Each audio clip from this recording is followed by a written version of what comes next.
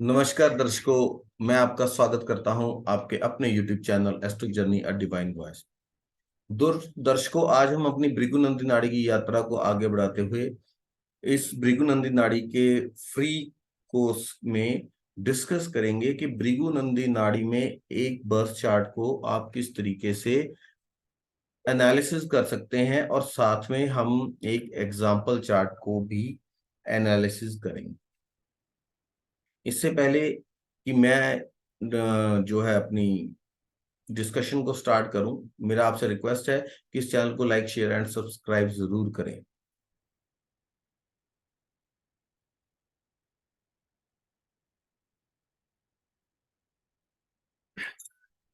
दर्शकों, आज हम इस बात के ऊपर चर्चा करेंगे कि भृगुनंदी नाड़ी के अंदर इन चीजों का हमें ध्यान रखना है और किस तरीके से स्टेप बाय स्टेप जो है चार्ट का एनालिसिस करना है, बर्थ चार्ट का एनालिसिस करना है। देखिए, जन्म पत्री को एनालिसिस करने के बेसिकली तीन तरीके हैं।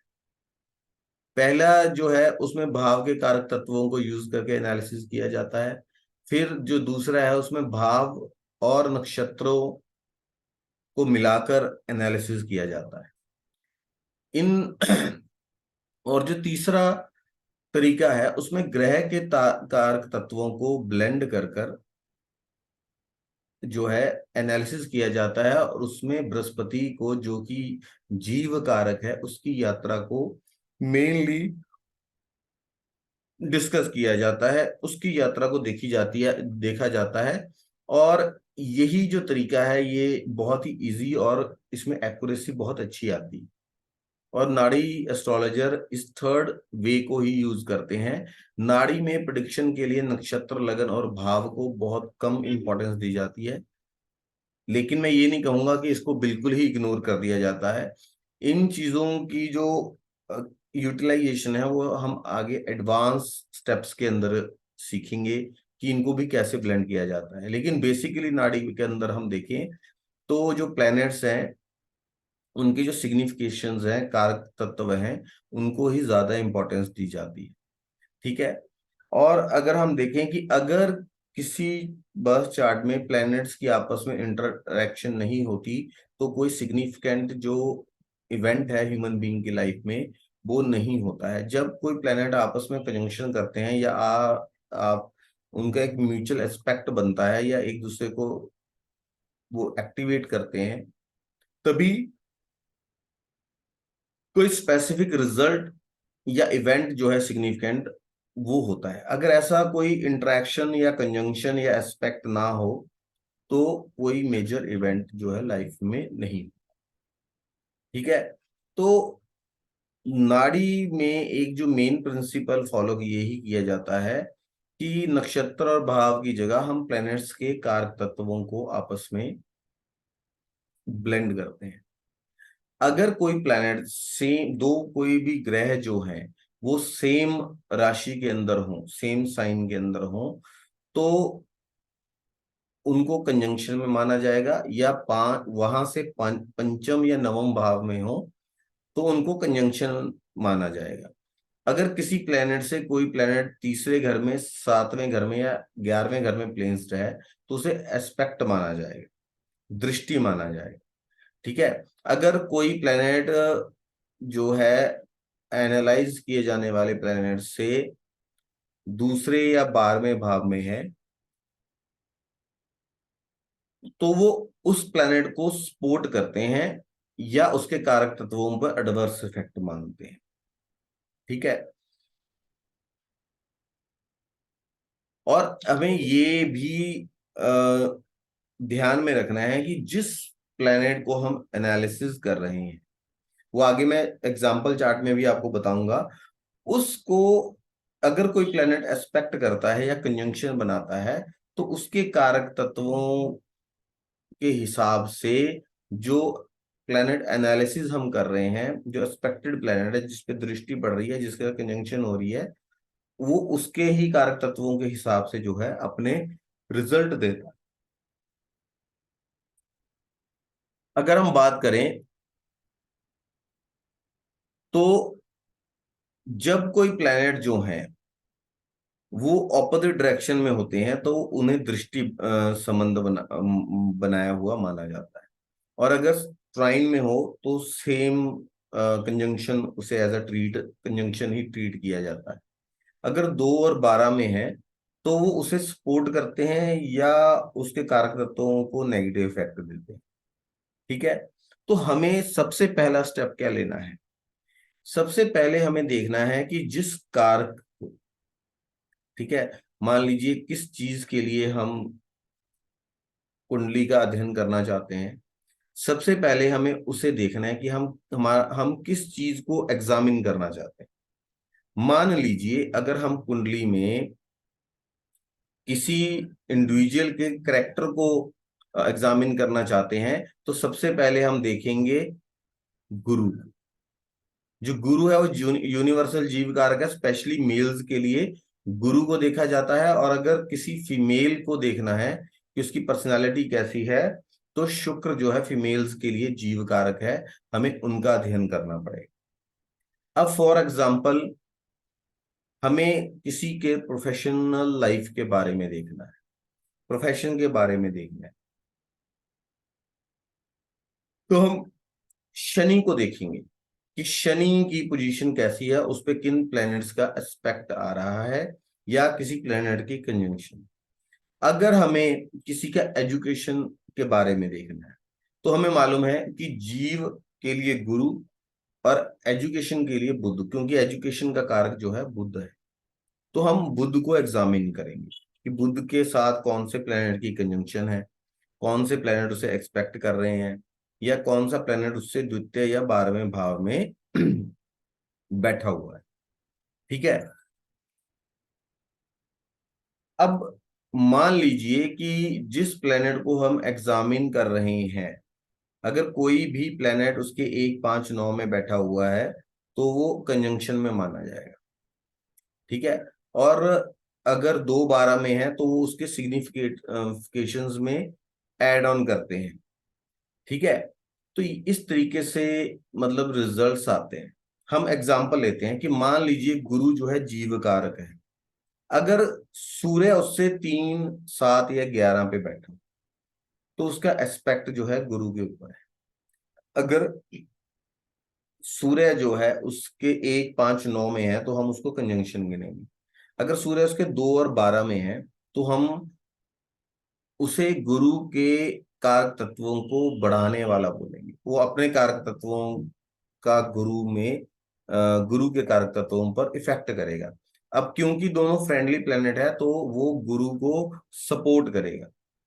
ठीक है, अब हम जानते हैं कि अगर सूर्य गुरु के साथ संबंध बना रहा है, कंजंक्शन में है, तो ऐसा इंसान में क्या गुण पाए जाएंगे कि ऐसा इंसान भरोसेमंद होगा, ऐसा इंसान दयावान होगा, ऐसा इंसान प्रसिद्ध होगा, क्योंकि प्रसिद्धि का कारक कौन है? सूर्य है।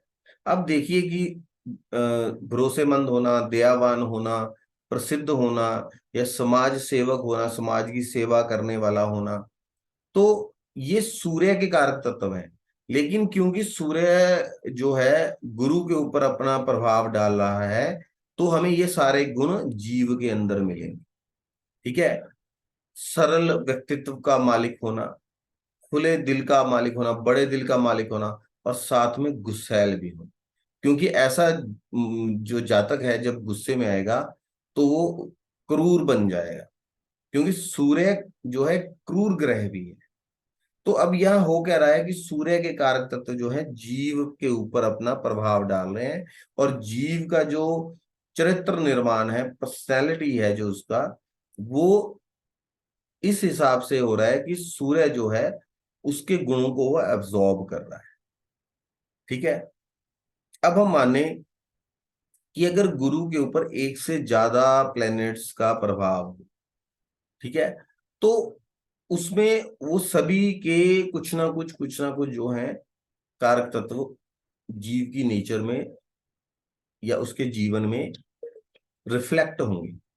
इसी तरह से हम उसके अदर फैमिली मेंबर्स के बारे में भी जान सकते हैं, उसकी एजुकेशन के बारे में भी जान सकते हैं, उसका करियर कैसा होगा, उसको कैसे रोग हो सकते हैं, उसका स्वास्थ्य कैसा रहेगा, उसकी मैरिड लाइफ कैसी रहेगी। ठीक है, मैरिड लाइफ के ऊपर मैं बता दूं, मैरिड लाइफ के ऊपर मैंने एक स्पेशल मैरिज के ऊपर वीडियो डाला है, जिसमें मैंने बताया कि ऐसे तीन कौन से एस्पेक्ट्स जो हैं आपको जन्म कुंडली में चेक करने हैं, सो दैट कि आप ये प्रिडिक्ट करें कि किसी की मैरिड लाइफ कितनी हेल्दी रहेगी, चलेगी, उसमें सेपरेशन हो सकती है या बहुत अच्छा जो है तालमेल बहुत अच्छा रहेगा। तो आप उस वीडियो को देख सकते हैं, इसका लिंक मैं डिस्क्रिप्शन बॉक्स में डाल दूं।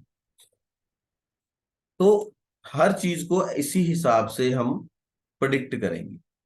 ठीक है, और एक चीज है कि जब हम कोई प्रेडिक्शन करने वाले हैं तो हमें राशियों की नेचर कैसी है और प्लैनेट्स के कारक तत्व कैसे हैं, इनके ऊपर एक अच्छी पकड़ होना बहुत जरूरी है। ठीक है, अब हम बात करते हैं, मैं आपको एग्जाम्पल चार्ट से समझाता हूं। हम गुरु जो है जीव की यात्रा को देखेंगे। ये एक काल पुरुष, ये मेष राशि की कुंडली आप लें, इसमें देखेंगे केतु द्वितीय भाव में है, शुक्र जो है तृतीय भाव में है, चतुर्थ भाव में सूर्य और चंद्रमा है, गुरु जो है बुध के साथ पंचम भाव में है, और अष्टम भाव में शनि के साथ राहु है, और 12वें भाव में मंगल है। अब देखिए जो जीव है, जीव के टाइम के अंदर कोई प्लेनेट है नहीं है, बुध सिर्फ उसी राशि में बैठा हुआ। तो आप देखेंगे कि बृहस्पति और बुध एक ही डायरेक्शन में हम उसे लेंगे, मतलब ये कंजंक्शन में है, हम इसको एज अ कंजंक्शन ट्रीट करेंगे। ठीक है, अब जब जीव के ऊपर बुध का प्रभाव आएगा, बुध आपकी इंटेलिजेंस है, आपकी एजुकेशन, और ऐसा सभी प्लैनेट्स में अगर देखें तो कोई भी प्लैनेट जो है उसको नेगेटिवली प्रभावित नहीं कर रहा। तो जीव इंटेलिजेंट होगा और उसकी एजुकेशन भी अच्छी होने के चांसेस।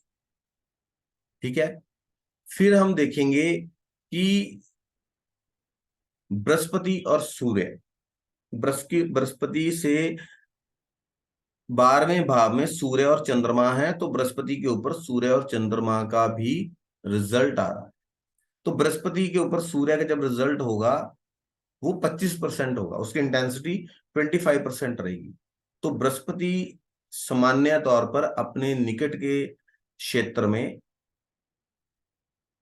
उसकी प्रसिद्धि भी होगी, उसका फेम भी होगा, और वो पॉपुलर होगा। मतलब ये चीजें उसको लाइफ में देखने में, अब क्योंकि सूर्य बृहस्पति को कंप्लीमेंट कर रहा है, सपोर्ट कर रहा है, लेकिन उसके 12वें भाव में है, तो 12वें भाव का जो प्लेनेट है वो 25% तक सपोर्ट इफेक्ट देता है। तो एक सामान्य तौर पर प्रसिद्ध होगा, बहुत मतलब बहुत ज्यादा फेम नहीं आप कह सकते हैं। ठीक है, अब बृहस्पति के ऊपर चंद्रमा का भी प्रभाव आ रहा है, तो चंद्रमा भी बृहस्पति का मित्र ग्रह है। तो बृहस्पति, लेकिन चंद्रमा का कारक है कि चंद्रमा चेंज को रिप्रेजेंट करता है, बदलाव को। तो बृहस्पति के साथ चंद्रमा का प्रभाव आने से तो बृहस्पति के लिविंग प्लेसेस में बदलाव होने की जरूरत है। या आप ये कह सकते हैं कि देखिए बृहस्पति से 12वें भाव में सूर्य और चंद्रमा है। ठीक है, तो जब बच्चे का जन्म हुआ होगा, जातक का जन्म हुआ, तो उसके माता पिता की लिविंग प्लेस के स्थान में बदलाव आया होगा। उनकी या तो ट्रांसफर हो सकती है, या उन्होंने अपना लिविंग प्लेस चेंज किया होगा, या ये हो सकता है कि वो उन्होंने अपना घर चेंज कर लिया हो। ठीक है, अब क्योंकि आप देखेंगे कि बृहस्पति से तीसरे भाव में कोई प्लेनेट नहीं है, सप्तम में कोई प्लेनेट नहीं है। ठीक है, लेकिन 11वें भाव में शुक्र है। ठीक है, तो शुक्र जो है बृहस्पति के ऊपर दृष्टि डाल रहा है, एक तरह से आप समझिए। ठीक है, कनेक्शन बन रहा है, ऑपोजिट डायरेक्शन में है। तो जब शुक्र क्या है, खूबसूरती है, तो जातक क्या होगा, हैंडसम। ठीक है, उसे लग्जरीज का शौक होगा, और उसे लग्जरीज मिलेंगी, ऐश्वर्य उसको मिलेगा, पैसा उसको मिलेगा, क्योंकि शुक्र बृहस्पति को देख रहा है। बृहस्पति जातक जो है जीव का कारक है। ठीक है, अब आप देखिए कि शुक्र के पिछले भाव में केतु है। अब इससे क्या होगा कि बृहस्पति जो उसका मतलब जीव की पत्नी होगी, शुक्र पत्नी का कारक भी है, वो कम बोलने वाली होगी, स्पिरिचुअल होगी, किसी दूर के स्थान से उस आई होगी, किसी छोटे गांव या कस्बे से बिलोंग करती होगी। और इसी के साथ जो शुक्र और केतु का कॉम्बिनेशन है, उसमें आप ये देखिए कि जब शुक्र और केतु कहीं मिलन में आते हैं तो स्त्री को लुकेमिया की प्रॉब्लम करते हैं। ये एक गुप्त रोग है और गायनेकोलॉजिस्ट गायनिक इशू है, तो ऐसी प्रॉब्लम्स देखने को मिलती हैं। ठीक है, तो ये तो शुक्र का प्रभाव है। ठीक है, अब शुक्र ऑपोजिट डायरेक्शन में है, तो ऑपोजिट डायरेक्शन में जो प्लेनेट है वो जो होता है वो 50% इंटेंसिटी से इफेक्ट देता है। तो ये आप खुद अभी जज कर सकते हैं कि उसकी लाइफ में लग्जरी और पैसा कितना होगा। ठीक है, और बाकी किसी प्लेनेट का बृहस्पति से संबंध नहीं बनता। ठीक है, तो इस तरीके से हमने जातक की पर्सनैलिटी को एनालिसिस किया।